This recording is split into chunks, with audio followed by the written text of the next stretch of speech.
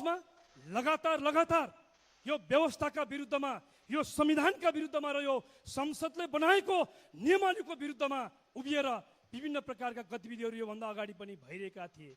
तर आजको बैठकमा सम्माननीय प्रधानमन्त्रीज्यूले बोल्दै गर्दा पनि बोल्ने कामलाई अवरोध तुल्याउने गरी प्रतिपक्षको साइडबाट केही सांसदहरूबाट अवरोध सिर्जना गर्ने काम भयो। त्यो अवरोध थियो, यो संविधानको विरुद्धमा गरिएको क्रियाकलाप थियो, संसदको नियमावलीको विरुद्धमा संसदमा सभामुखको अनुमतिले बोल्दै गरेका कोही सदस्यलाई त्यस प्रकारले डिस्टर्ब गर्ने अधिकार यो नियमावलीले कहाँबाट दिएको छ?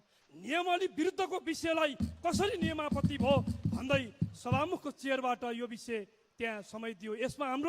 यसमा आपत्ति रह्यो। यसमा हाम्रो सभामुखज्यूलाई हाम्रो निवेदन रह्यो कि यस प्रकारको विषयहरू यो संसदलाई संविधानका विरुद्धमा, संसदले पारित गरेको नियमहरूको विरुद्धमा जाने छुट छैन। समाजमा अराजकता मचाउने, जिउँदै मान्छे जलाउने, लुटपाट मचाउने, आगजनी गर्नेहरूलाई बल पुग्ने गरी यो गणतन्त्रको यो संसदले कोही कसैलाई पनि अनुमति दिँदैन।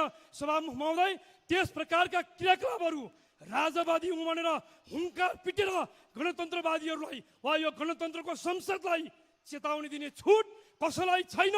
सभामुख महोदय, त्यस प्रकारको पक्षपोषण काहीँ कतैबाट हुन्छ भने त्यसको खिलाफमा हामी उभिन्छौँ। त्यसकारण यो संसद नियमावली संविधान बमोजिम अगाडि बढियोस्, यसको लागि गम्भीरताका साथ ध्यान आकर्षण गराउँदै निज मान्य सदस्यले जुन ढङ्गले समयमा बोल्नुभयो यी विषयहरू आपत्तिजनक छन्, खेदजनक छन्, तिनलाई खारेज गरियोस् म गर्न चाहन्छु। धन्यवाद।